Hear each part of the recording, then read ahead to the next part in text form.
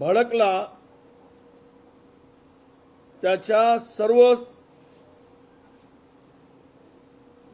गोष्टींना विचार केला तरुणांचा, तर त्याला या देशामध्ये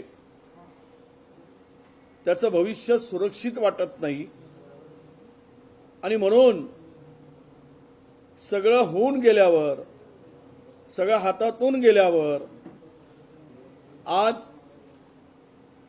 मोहनजी भागवतांना हा केंद्र सरकारला, नरेंद्र मोदींना सल्ला द्यावासा वाटतो। आता हातात काही राहिलं नाही। ज्या तरुणांच्या भरोशावर नरेंद्र मोदी खुर्चीत बसलेत, तोच तरुण या देशाच्या पंतप्रधानाची खुर्ची हलवल्याशिवाय राहणार नाही। हे वातावरण या देशात निर्माण झाल्यावर त्याची उपरती कदाचित मोहन भागवतांना झाली असावी।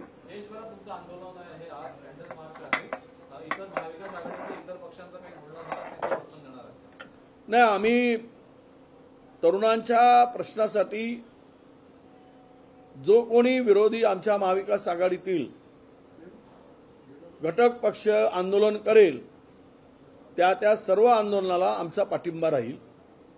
आम्ही करू तर त्यांचाही पाठिंबा राहील, अशा प्रकारची भूमिका आमची ठरली आहे। खरं तर हे सरकार घोटाळेबाजाचं सरकार महाराष्ट्रात आहे। रोज नवनवीन घोटाळे करणं या सरकारची आता मला वाटतं की आवड जी असते ती आवड आता या सरकारची एकमेव आहे, घोटाळे करणं। यांना चैनच पडत नाही नवीन घोटाळा केल्याशिवाय। पिंपरी चिंचवड महानगरपालिकेने 550 कोटी रुपयाचा घोटाळा केला होता। शालेय साहित्य भ्रष्टाचार प्रकरणी यामध्ये मंत्र्यांचा सुद्धा सहभाग आहे। ते डीबीटीवर ते पैसे टाकावेत असं सर्वोच्च न्यायालयाने सांगितलं। त्याला न जुमानता, सर्वोच्च न्यायालयाच्या आदेशाला न मानता 550 कोटी रुपयाचा टेंडर काढलाय आणि या सर्व आदेशाची पायमल्ली केली। डीबीटीला धाब्यावर बसवलं, सर्वोच्च न्यायालयाला धाब्यावर बसवलं आणि यातून किमान 550 कोटी रुपयाचा यांनी हा प्रचंड मोठा घोटाळा केला। मर्जीतील माणसाला काम दिलं आणि हे सर्व महानगरपालिका आणि त्या मंत्री हे त्यामध्ये सहभागी आहेत। याची सर्वकष चौकशी करण्यासाठी आम्ही मुख्यमंत्र्यांना पत्र लिहू आणि या घोटाळ्यामध्ये दोषी जे जे आहेत त्यांच्यावर कारवाई झाली पाहिजे तशी मागणी करू आणि डिसेंबरमध्ये अधिवेशनात सुद्धा हा विषय नक्कीच चर्चेला येईल। पण रोज घोटाळे होऊन सरकारी तिजोरीची लूट हे टक्केवारी सरकार करत आहे आणि यांना जनतेची चिंता अजिबात नाही। टक्के वसूल करण्यात यांना सर्वोच्च आनंद मिळतो, हेच या सगळ्या प्रकरणावरून दिसून येत आहे। परवा पंतप्रधानांनी एक व्हिडिओ रील टाकला होता की 350 मिलियन पेक्षा जास्त व्हायरल झालं। त्याला पुन्हा प्रत्युत्तर म्हणजे दुसरा व्हिडिओ काल पंतप्रधानांनी टाकला ज्यामध्ये सकारात्मक प्रतिक्रिया आल्या, त्यामुळे कृतज्ञता त्यांनी व्यक्त केली। त्यावर आता राहुल गांधींनी टीका केली आहे।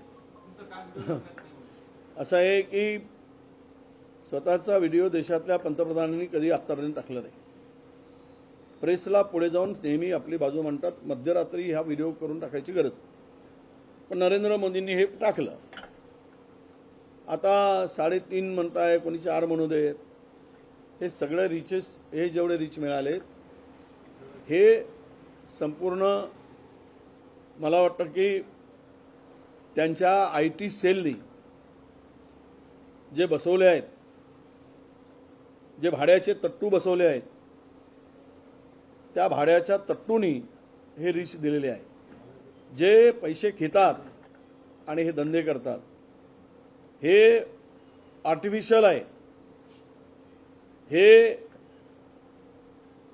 खरं म्हणजे लोकांनी केलेलं दिसत नाही।